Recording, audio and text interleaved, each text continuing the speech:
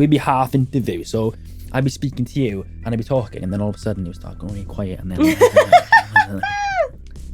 then you'd be like, and you'd be there looking at the edit like, oh my god.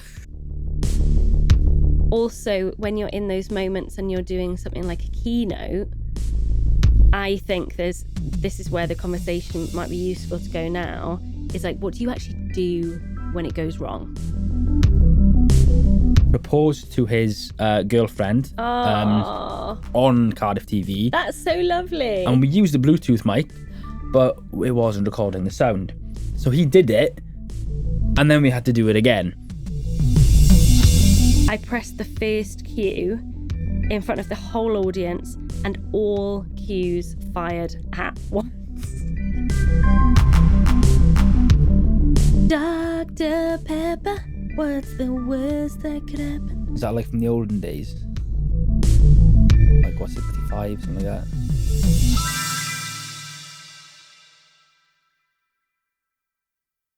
What if the tech goes wrong? What if the tech goes wrong? When I say that sentence, does your blood sort of run cold? Or are you all right with that? I think it... the way I look at it is tech is always going to go wrong.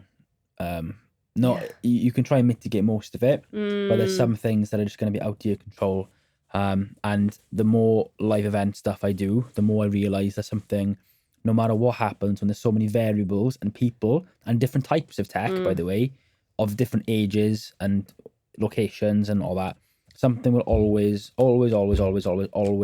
not quite work how you would think. If you are in a say if we're recording here every single time and there's consistency with the microphones and everything, maybe that's easier to manage. But if you're doing different jobs all over the place in different settings, then yeah, of course tech's going to go wrong. There's loads of variables. I think. So how do I feel when you ask that question? Is slight uneasiness, but also a relaxed knowing that it's never going to be right. So why bother worrying about it? Perfect. How does it make you feel? I always love a plan A, B, and C. And D and E and F and G. Yeah. And so in my mind, I'm just thinking, what's my plan B?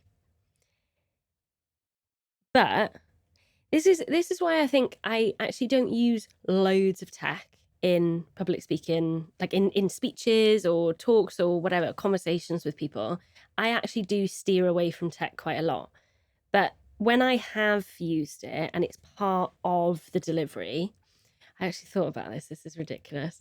I did at a networking event once. They said it was Halloween theme, and I thought everyone would take it really seriously. And I was like, right, well, I hope no one else is going as Ghostbusters, because that was my bag. That's what I was going to do. And I thought, I'll do the rap.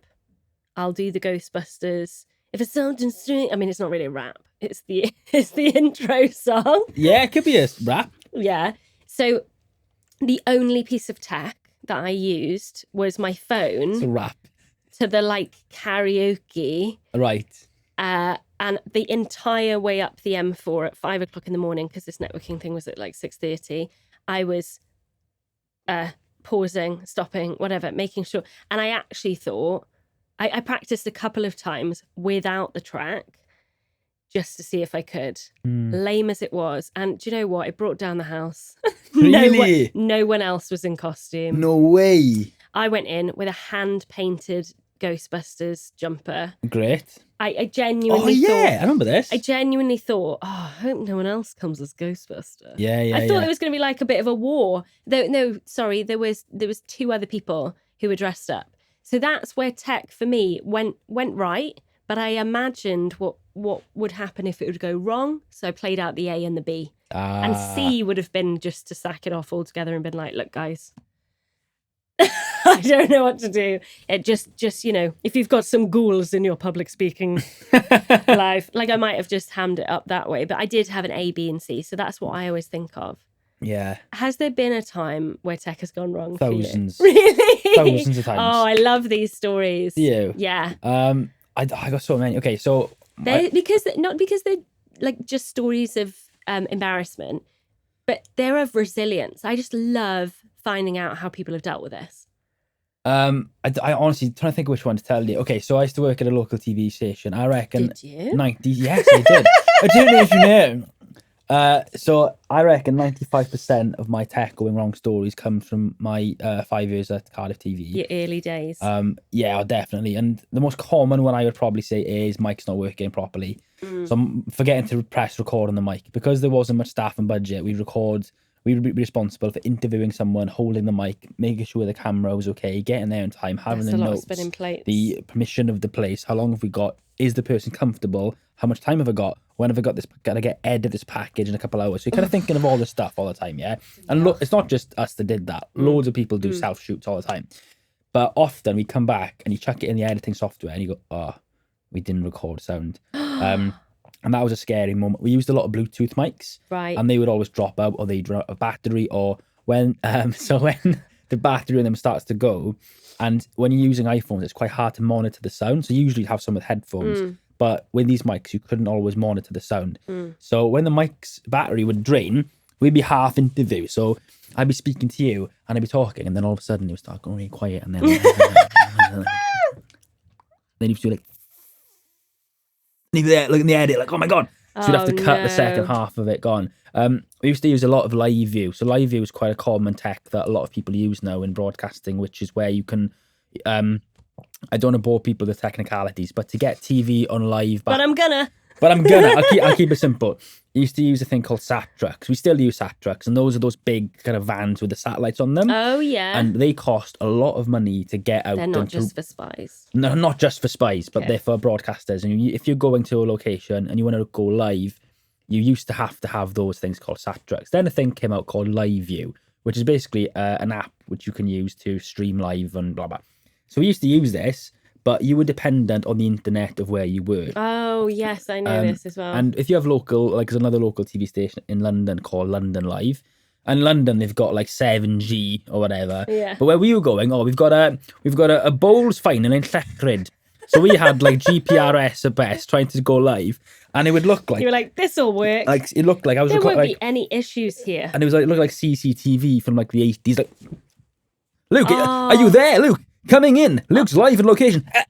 Like Zoom when you freeze. Yeah, so it was when like that. You're frozen. You're frozen. And this person would be really kind of like, yeah, because we're going live in a minute, Animated. madam. Are you ready? Yeah, we're good to go. We're like, Bill, I'm going to ask you this. We've got 2 minutes. And I'll just hear my e-piece. And James, our director, he's from Cardiff. And I love James so much. And he would just give like this like thing where you go, yeah, Luke, sorry, mate, we've lost you. And he would just like, and the woman would keep on talking. And I'd have to like pretend as if it was still going. But I knew we weren't live anymore. We weren't live because the anymore. tech would go wrong. But I would say the most important thing is when tech. Oh, one last one, quick. I got loads of these. Yeah. We had a really big fan of Cardiff TV proposed to his girlfriend on Cardiff TV. That's so lovely. And we used a Bluetooth mic, but it wasn't recording the sound. So he did it, and then we had to do it again, which was really, really embarrassing. Down on one knee. Down on one knee. So we had to record that again. We also got a paddling pool in the office once, and it leaked downstairs to the solicitor's office because we were shampooing dogs. That's technically tech, isn't it? But yeah, tech goes wrong all the time. I feel like your days at local TV were like the play that goes wrong. Yeah. And it was just wild. It was like, it's kind of like, did you know that when they train spies, they take them off to like this campsite and they control every element of their environment to put them into situations that will kind of, you know, for them to be trained, basically. So they control the news that's on the TV, the social media, everything. I feel like that's a baptism of fire where they train for months and whatever. I feel like yours was that, but for TV, but absolute chaos. It was absolute chaos. But what a training ground. What a training ground. We used to rock up sometimes with a Frankenstein monster of a contraption where we'd have like a tripod with like a rig on it, an iPhone, and then an iRig, which is where you plug into the mic and it allows you to record sound like from a microphone. But the tripod we had was really old, so when you opened it up, it would go like...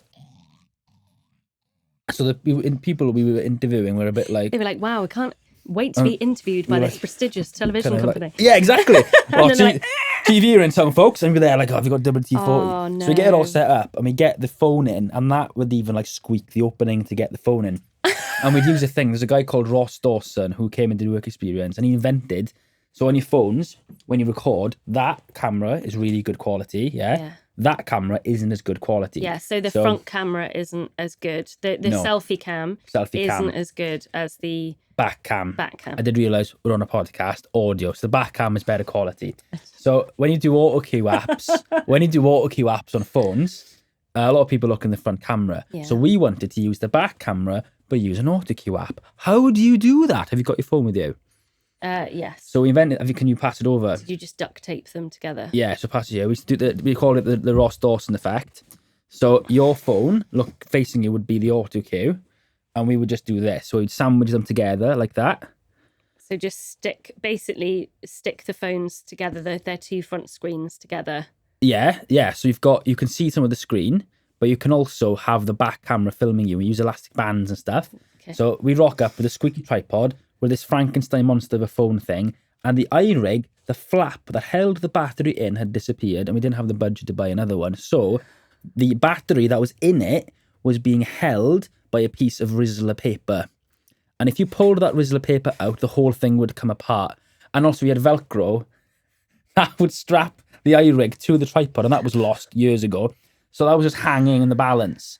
So this whole thing was literally being held together by a piece of Rizzler paper. And that is local TV in a nutshell. Well, I just think that's a really good opportunity to reassure people if they want to. So this is something that I see a lot actually with form over content. So that is like a really good example of like, do you know what? The form, we're going to make it work. It's not going to look pretty. Yeah. But the content, the news that we bring to people is going to be sensational. Hanging. But just thinking about when people spend hours and hours over their PowerPoint presentation and like make it look beautiful or whatever, it's a really good tool to bring your presentation to life. But actually, if you don't have that in the moment, it is going to be a bit more like prehistoric, like what you did with the phones, because you just kind of have to needs must, isn't it? Needs must. But when that, but no one really knew. It's all smoke and mirrors. But it was also like, that's why things went wrong so often, because we didn't have the resources or people to make sure that it was in check. But most people, when they're going to be doing public speaking, it's just themselves. And probably the most common thing at the minute is things like internet dropouts or Zooms or Teams or that sort of thing. If you're on, I think those are the technical elements, but then think about places like live spaces. So there's often, if you go to like a trade show or you're doing a keynote speech, there can be thousands of people there. And if the mic goes there, that actually does come with quite high stakes. So it's not just them getting on social media and stuff with like a ring light and whatever, but it is, I think there's a couple of things going on there. If you are doing things like that at home, there's the request to invest in better equipment, possibly more reliable equipment that doesn't go or whatever, is going to stand you the test of time to support you. But also when you're in those moments and you're doing something like a keynote, I think this is where the conversation might be useful to go now, is like, what do you actually do when it goes wrong? When the tech fails you, like, how are you going to survive that moment? Like, imagine if you've just had this like mega introduction. Now, welcome to the stage. So, woo! And then it's like, what, or the mic doesn't work. And it's like bottom out of energy. Yeah, it's plan B, C, and D in it. Yeah, and this is where I think a lot of people don't think about the plan B and C, because so much of that tech is taken care of by external teams. So like for you now, turning up on set or to interview someone, they probably thought, what on earth? Is this camera stuck to another, this phone stuck to another phone and all this other thing? But they are kind of in your hands. They never said it out loud. They were definitely thinking it, 100%. They were polite. They were like looking at us like, this is it. But at the same time, I like to think that we we duped a lot of people. Let's put it that. No, we didn't. But I think the content we filmed, people automatically think it's all done with cool, sexy, modern kit. That's how it ends up looking. Maybe not always, but if you were rushed. But yeah, we try our best with what we had. But what I mean is, for a lot of people going into new spaces, like being interviewed for TV, being interviewed, doing a keynote speech or doing a presentation, Right. a lot of the tech is out of their hands. That's the even thing. with weddings, right? That's the thing to bear in mind. I think that is something so important to. Chris James also said to me, he was a ex BBC guy. Now he does. I think he does works for Talk. I think he said that people are really, really, really forgiving of tech problems. Yeah. Because it's not human, it's not intrinsically bad. It's not you've done something wrong or said something wrong. I did one of my best mates. I say this, one of my best mates, because last time I said one of my best mates, Philippe Dumoulin, and then my other best mate, Nathan Rees, messaged me and said, I thought I was your best mate. So one of my best mates, Nathan Rees. One of my top 10 best mates. I did his best man speech at his wedding and the mic didn't work. So this is what I mean. This is a key example. Because again, you use a mic all the time. Yeah. But for many people, they don't have this. I just said, I'm so sorry, the mic doesn't work. Give me a sec. And I walked away and I went to where they were trying to sort it out. And I tried to keep calm. And then I just came back as if nothing ever happened. I also did a talk recently where... What did you do? What did you do when the mic didn't work? You came back. Did they fix the mic? I addressed the problem. It's obvious the mic doesn't work. I think also don't flog... Addressing the elephant in the room, right? Don't flog a dead horse also.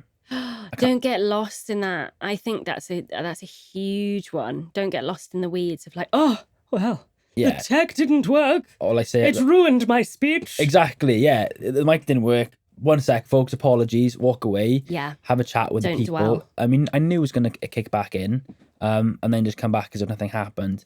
I have a feeling, didn't it kick back in and then cut out again? And it kind of did that. So actually then you just embraced it as a bit of a gift from the universe. Like, and it broke the ice. It did break the ice. Yeah. It is hard to not think about that. I did a fundraiser in Llanelli and I was saying the last bit of my talk. And as I was doing it, the guy who was on after me, he was a musician. He was going to do some music, obviously, as a musician too.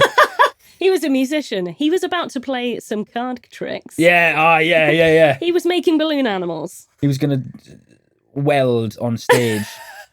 So he had a microphone and his frequency and my frequency just crossed paths. Oh, no. So my mic cut out completely and I was trying to work it out. I didn't have time to work it out. So in the end, I was in a position of confidence and space to just drop the mic and go, I'll use my voice and project it and just did it like it was a theatre. And that felt quite cool. But sometimes you can't help it and it's not your fault and it's still scary. I did the Scarlets once where they have the teams up on the screen, yeah? And I announce the teams as they're coming. And I have the team sheet in front of me and it comes up on the screen. And I was taking my cue from the screen. So I was reeling off names of players that weren't even in the side anymore. And it took me Was it like a lineup from 2007? Wasn't that bad. Okay. Right there. So we got, I don't know. You were about to say someone's name from 2007. I was. Scott Connell. No, ring any bells. Dwayne Peele. Stephen Jones. Okay, never mind. Anyway, so players were coming up and I was reeling them off. And I kind of went, I'm so sorry, folks. This isn't the right team. I had to swallow I burped then. I had to swallow my pride and I had to like reconvene. It was so embarrassing because people are thinking, that guy doesn't know the team. How dare he say that person's name? And I can't remember whose name it was. Well, they think that in your head. Yeah. In your head, that's what they're thinking. In my head, I thought that's what they were thinking. And I said something like, say if it was Charlotte Lewis, yeah? And after I did it, I went back into the tunnel and Jonathan Davis, the rugby player, the centre, so he was there. And he looked at me and he went, Link connected. No, Charlotte Lewis was playing today. Like, made a bit of a joke about it. Yeah, broke the ice. But again, that's something that, like, maybe it's a little bit of a gift from the universe for them as well. You can comment on it. You can make a joke. Like, you can make light of it. Yeah. Obviously, there's certain environments where that's not useful. But again, like, actually thinking about it, even if it did happen at a funeral, if something like that happened and it, certain environments benefit from the ice being broken. It's more within their character, the person who's passed, to have a bit of a joke, to have a little bit of lightness and then kind of go, oh gosh, that was that was funny. That was almost like they were with us or whatever. Like sometimes that can be a perfect environment for those little gifts to bring rapport about, to happen, or to break the ice. I had an absolute blinder of a tech faux pas story. So I didn't used to do this often. I would help out as, like producer or stage manager. And I did it for an amazing company called Jukebox Collective, who were in Cardiff. And they had this incredible dance show that was kind of like, I'd seen the rehearsals. I was like, whoa. And again, if you've listened to other episodes, you know that dancing is not my forte. I was very much the kind of goon in the room. And I was just absolutely, I just loved what they were doing. So I was like, it's so cool to be surrounded by cool people. I'm on the desk. I was going to say decks. That's not me. Not cool. And I had to cue the show. And it was going to go one, you hit the space bar and it's cue lab and it's like, go, go, go, go, go, whatever. The way that the computer had been set up, I pressed the first cue in front of the whole audience and all cues fired at once. Simultaneously. Flamingos, flames, flares, and lights. there was, just to put it into perspective, about 200 cues. It was like, the projector was going nuts, everything. But this was the moment that I realised, like Liara, who runs Jukebox Collective, I realised how good she was at her job in this moment, if I hadn't have known it before. She came out of the crowd, came straight over to me, stopped the cues with me and whatever, and said, "Are you okay?" First of all, and I was mortified. Are you okay? Yeah, it's like, no, not really, whatever. And then she just walked into the middle and she said, "Right, we're going to start again." And it was fine. Didn't dwell on it. Exactly what you said. Right, we're going to start again. Reset. As if it was just a rehearsal. And I was like, I've got so much respect for you at that moment. And I've actually seen her do that since. If it's not up to scratch, if something fires at the wrong time, or if something's not in line, she just stands up and no, reset. And I think that is a mark of a true kind of leader at that point. So someone who can do that when the tech goes wrong. Absolutely. Woo, that is amazing. Rather than, kind of worry and, oh gosh, the tech goes wrong, so I'm wrong. That's the association that isn't going to help you. She just went, no, I'm just going to take back control. Here we go. Yeah, it's tech, it's machines. It isn't. It's just a thing that happens sometimes. We used to have a little mini tripod that came out in threes, and you could hold it with your hands and record someone, but it relied on the videoer to be steady. It was January, and I was filming Sam. So it wasn't like a gimbal type thing? Not gimbal. So I was just there like, all right, mate, we're rolling, we're good to go. So Sam was like, today's top story is this. And it was just the most unbelievable thing that you could imagine. But we had to put warp stabilizers in the edit to make sure it wasn't shaking as much. I once went to record the Welsh rugby team training, and Dan called it said to Warren Gatland, I think it was, rehearsals. He was wearing an Atari t-shirt, which is a gaming t-shirt, like proper nerdy t-shirt, and I had a broadcast camera with me and I forgot the battery. It's probably hungover, if I'm honest, back in the day, and I was holding it and I went, Dan, I haven't got the battery with me. Oh no. So Dan just had to film it on his phone. It was all fake. I was zooming, getting shots, and it was just like we had to like style it out a little bit because BBC were there, Wales Online were there, ITV were there, S.O.S were there.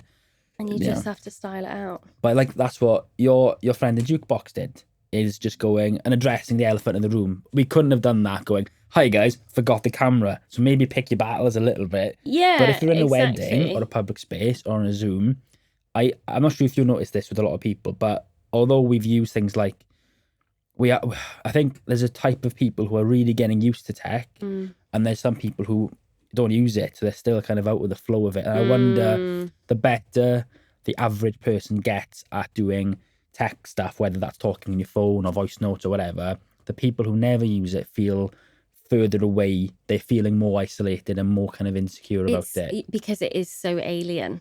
So part of the thing that I think is really important is to rehearse with as much of the tech as you can, even if you're doing a presentation and you are using PowerPoint. Don't just have your computer with the PowerPoint on. Plug it into the big TV in the living room, or practice what it's going to be like. Like, you can get clickers now. If you're nervous about having a clicker and a mic, hold a hairbrush and a clicker or a remote control and just see how it feels, because you're not going to be able to gesture in the same way. All of those sorts of things. That's more kind of working with tech. But when you're working through something like a presentation, I do think, I'm coming back to this A, B, and C kind of plan. Like, there, you had the phone in place of the camera. Like, if the clicker doesn't work, what are you going to do? Like, I think it's so we call this Dr. Peppering it. Do you remember the Dr. Pepper advert? What's the worst that can happen? What happened? Dr. Pepper, what's the worst that could happen? Is that like from the olden days? Like, what, 65, something like that? Yes, it's from the olden days where the pop advert was on the TV. It's a little dig at my age there. I can't remember that. Yes, well, it was an advert, again, like Ron Seal, which apparently you don't know what that is. I remember the Pepsi advert. That was a good one. Pepsi. Nonetheless, Dr. Pepper, Yeah. what's the worst that could happen, was the tagline. And so they used to have these ridiculous what's the worst that could happen. Right. So like a man walking down the street and he's like, Dr. Pepper, what's the worst that could happen? Drinks it and a piano like falls, like not on his head, so that's gruesome, but something like along those lines. So I always call it Dr. Peppering it, going, what's the worst that could happen? So let's take, if you were doing, I don't know, a best man speech, okay? What's the worst that could happen? Tech-wise? Yeah. It probably would be I don't have access to a microphone. Right, okay, so what are you going to do if that happens? Speak loudly. How are you going to do that? Practice speaking loudly. What if that's something that you don't normally do? Go to a space which is similar to the one I'm going to be at the venue and practice speaking loudly. What if that starts to hurt? Learn techniques on how to project my voice in a safe way. Brilliant. So we've done all the Dr. Peppering, like we've investigated what if, basically. That is something that I would do with tech all the time. What if the mic breaks? What if the screen breaks? What if your alarm clock doesn't go off that morning of your big presentation or your talk or whatever? What are you going to do about it? I set multiple alarms, and this is I had to do a job for BBC. I had to be up really early because I was going to schools, and I had to be up at like, I don't know, 5:30 or whatever. So I'd set it for 5:31, 5:32, 5:33. Not the best thing. I also would give the producer my number. Yeah. And I would there leave, we go. What's the worst could happen? Someone could call me. But it's on silent though. I'd also give them my number, but my phone would be on silent overnight. I'd say, here's my room number. That's what I was going to say. I'm not a breakfast, but please smash my door down. Or just call the room. Just call the room. Please just deface the hotel. Yeah, exactly. So you did the what if. Mm-hmm. Exactly. Mitigating the potential problems. Exactly. Thankfully, none of that happened, but you need the A, B, C, D, E, F, G. I got one talking up. I was supposed to do a podcast on BBC on the Hayley Pierce podcast. Was out quite late the night before, and I had my again my really good friend Dan knocking on my front door, and I was awoken from my slumber. I opened the front door and he said, "You're live in 2 minutes. Cold water on your face now. Get sorted." And I just kind of completely forgot to set an alarm. It's my fault. And the producers were trying to ring me, and I set up my mics and all that. Thankfully, I knew how they worked because I practiced setting it up. No way. A couple of days before. If I don't You did the dress rehearsal. Yeah, and it was a simple mic. It was just USB, but you have to like put it on a certain setting. And if I didn't know, I would have been panicking. This is what I mean. So I think like what's hilarious about all the stories you've told so far is like you have been kind of battling with external forces and going, oh my goodness me, what are we going to do? But because of your knowledge and experience, you're able to adapt. Now, for lots of people, they're really relying on the tech to work because they don't have the plan B and C, because that's the experience. Yeah. So what would you say about developing those skills to be able to go, okay, well, we're just going to do it this way? So what do you do? Do you always, when it involves tech, do you always do a dress rehearsal? Yeah, I try to. I got to be honest, recently I've been in a position, luckily, where I've not had to worry too much about tech. So usually there's a camera operator or a sound person or whatever. So that's their kind of worry, I guess. But I do a lot of things. But even like, knowing that, right? Even knowing, is there someone... So there was a client that I had who did something on live TV, and there was a mic station rather than someone taking care of their mic. Wow. and they hadn't used it before. So there was a little infographic of how to use your mic. And she was thinking, oh my goodness, I don't know how to do that. But because we'd prepped everything else, No one mic'd her up.